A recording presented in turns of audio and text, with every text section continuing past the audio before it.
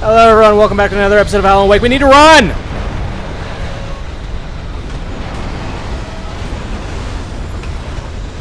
This isn't gonna end well.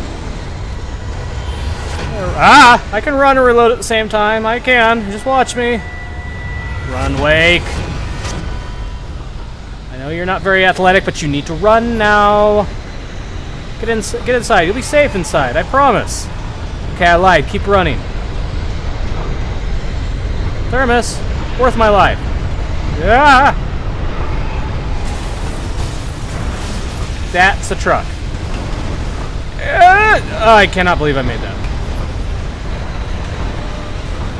Keep going. We're going towards the well room.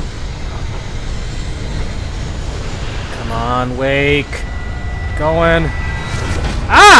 That was my leg. I need my leg for running. Barry, get the hell inside!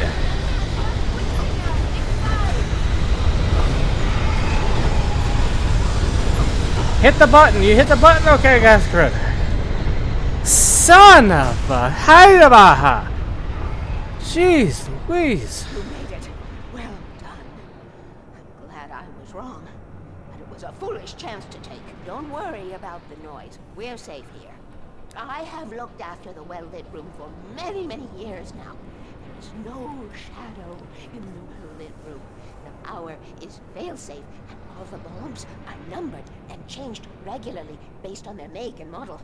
Right. Yeah. You know, lady, I still don't trust you. It's starting to sound like the witch. Maybe it's just me. Maybe I'm crazy. Oh, I know I'm crazy. There's an old army base at Raincoat Point, north of here. It was active during the Second World War. They operated here back then.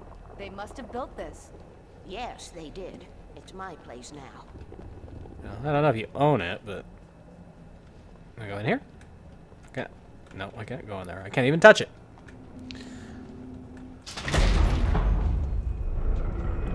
Take it, and I won't need to worry about the room anymore, because 6 and 33 and 118 need changing soon, and I don't want to climb up the ladder to change them because it's very late, and I'm tired. And if you take it, I won't have to do that anymore. The page was autobiographical, a memory from my childhood. But I didn't write this. It was a page written by Thomas Zane. None of them were supposed to exist anymore. Alan, 7 years old, would fight sleep to the bitter end.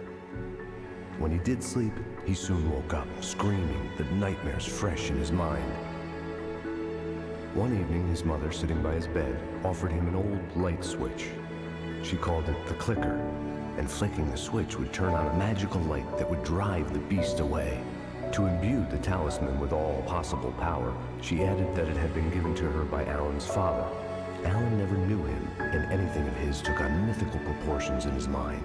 With the clicker firmly in his hand, Alan finally slept like a baby. Now, almost 30 years later, Alan thought of this as he stood on the rim of Cauldron Lake, the clicker in his hand. He took a deep breath and jumped. My mind swirled. I'd given the clicker to Alice, yet it was here. Zane had written it into existence, in a story I had written. I can get to her now. I can finish this.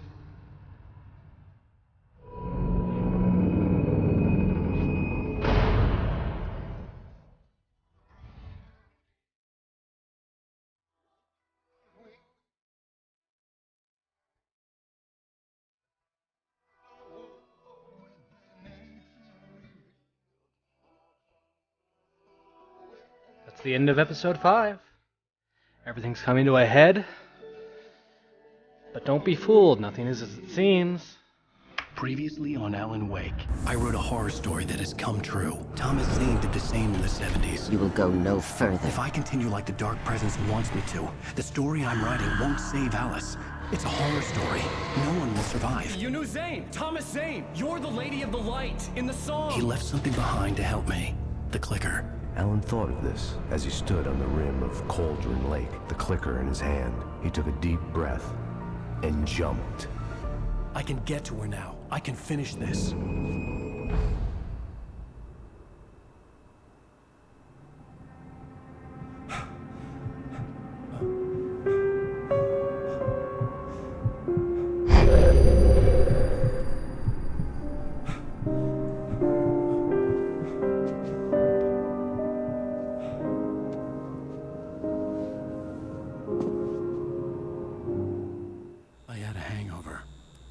was about to explode and the light hurt my eyes. I needed my sunglasses and painkillers to dull the pain. In one of my finer moments of self-deception, I swore to quit drinking. I don't know who the voice actor is that does the voice of Thomas Zane in that last scene, but he definitely sounds like the guy that does the voice for Max Payne. Oh yeah. You need help. The sunglasses made the world look bearable. Now I could keep my eyes open without feeling like a vampire in the sun. That is one large building. Well, it's still the same apartment that they lived in together, so I wonder if they're together right now. Painkillers. The pills worked fast. The prospect of being awake started to seem bearable again. Man, this game keeps making me want to play Max There Payne was a really message bad. waiting for me on the machine. Yeah, good for it. I'm gonna look around. Who writes with a typewriter? Seriously. Still got my 2 golden guns. Yeah, you stay right there. Yeah, it looks like they're still going out. So they've been going out for at the very least 2 years. Or been together for 2 years, not necessarily going out. I'm not going out there. Oh, there's Central Park. I assume, having never been to New York. Anything in the kitchen? Nope. No thermoses? Hey, maybe this is reality if there's no thermoses around. Yep. Time to answer the phone. You have one new message. Al! Are you still asleep? Wakey, wakey! You should have your show on your TiVo. If Alice wasn't too mad to record it. Yeah, she called me earlier and really chewed me out. Yeah, we went a little overboard last night. But parties are a part of this business. Al, look, I'm saying this as your friend. She's not doing your career any favors by trying to run your life like that, okay? I'll talk to you later, Al. Watch the show. I guess I'll watch the show. Don't have much of a choice. It's a remote. Oh, God. Ladies and gentlemen, welcome back to the Harry Gallic Show. Thank you. Thank you, everybody. We have a great show tonight. I've been talking with the best-selling author Alan Wake about his new book, The Sudden Stop. Yeah, good read. Go buy it. No, it is a good read. Look, I'm gonna be honest here. Is that wise? No, but I'm gonna do it anyway. I got people who give me the lowdown on books. I'm a busy guy. But this one, I actually read from cover to cover. I mean, I'm a big fan. Wow, thanks. Now, this might be a spoiler for those who haven't read the book yet. Based on the sales figures, the 2 people out there who haven't read the book yet. But this last book is all about the death of the main character, the hard-boiled New York detective, Alex Casey. Now, there's been a lot of outrage about this. Why the hell did you kill Casey? What the hell were you thinking, man? Good riddance. No, seriously, though. 7 years and 6 books is a long time. He was a gloomy guy to spend all your working hours with, and it was a good run. But it's time to explore new things. My next book will be a departure from the old for me. You selfish bastard, always thinking of yourself. Well, you've certainly given us a lot of entertainment over the years. And now that you mention it, Casey was a gloomy guy. Never had much luck with his love life with the ladies. Was that autobiographical in any way? Yeah, no kidding. Casey's lady friends tended to die on him. With Casey, it was all about his pain. No, nothing autobiographical about that. I'm a happily married man. My wife is my muse. Well, congratulations. That's great to hear. So, how's the publicity tour been treating you? Good, great. But I gotta say, I'm glad to be back home in New York. Well, you've certainly been on the news a lot lately. Lots of parties and, you got into a fight with some paparazzi. Oh, man. Well, that guy was really in my face. I lost my temper. I know that wasn't cool. You are famous for that temper. Well, I did also write several books. Well, your latest novel is called The Sudden Stop. and it's in bookstores now. Go get it. That means the two of you out there who haven't bought it yet. Ladies and gentlemen, that's all we have for you tonight. I want to thank all our guests for the evening. Alan Wake, Sam Lake. Once more, do the face for a Sam.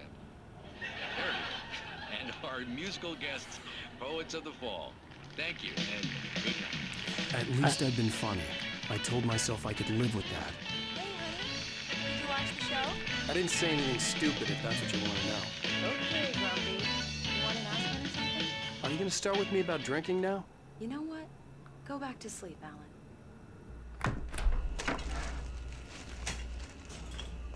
What? Now you can't even talk to me? Well, this morning I was angry because you said you'd be home at midnight and you showed up at 7 a.m. and passed out in mid-sentence. Now I'm over it. Are you angry? This goddamn tour. It's gotten out of hand. Oh, honey. It's almost over, right? We can get back to normal. Then you can start writing again. I'm sorry, honey. Alan, you're not thinking straight. Just take a shower and go back to bed, huh? Yeah, you're right, honey. I'm sorry. Once this is over, let's go away together. A vacation. Just you and me. Some peace and quiet.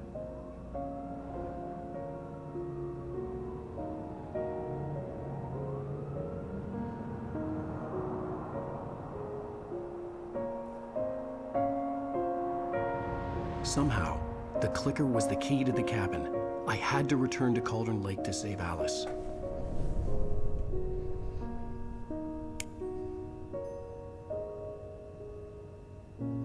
I'm going back to the lake to finish this. I'm going to write an ending to the story in the manuscript on my own terms, to make it all right. Why can't you just write it here? The last page is still in the typewriter. I need to read it first. Everything needs to be just right. Zane tried to cut some corners, and it didn't end well. Okay, ready when you are. I'm sorry, Sarah, but I need to do this alone. Barry, take her gun. Miss Weaver, close the door when I leave.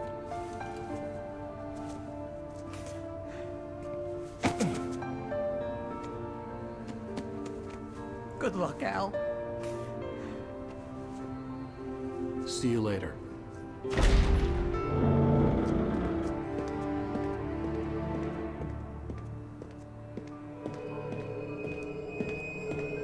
When I got out, it was warm and sunny. I'd flicked the switch of the clicker. Had it done this? I didn't stop to question it. I had to take advantage of the sunlight to get to the lake. On Zane's page, I'd stood on the rim of Cauldron Lake, about to use the clicker. That's where I was headed.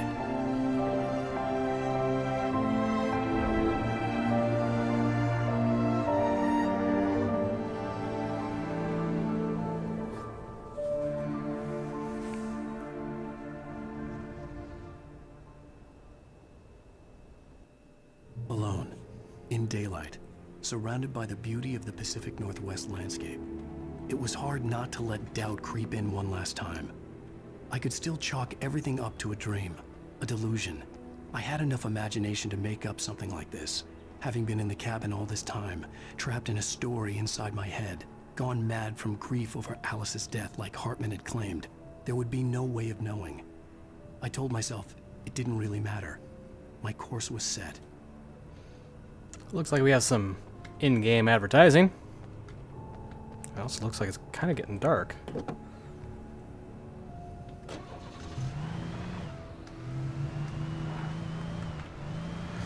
Well, on our way to Cauldron Lake to end this, hopefully. Fingers crossed. Not sure, but in that interview with that second guy when he did the face, I'm pretty sure that that's the guy that did the model for... It might not be the guy, but they're making fun of the model for Max Payne, at least the first one. Looked like he was permanently constipated. Probably not the case. I'm probably reading the things again. That didn't look like there's anything around here for me, so let's continue on. Actually, let's park in the middle of the road, and I'm going to end it here. Until next time, I'll see you in the next episode.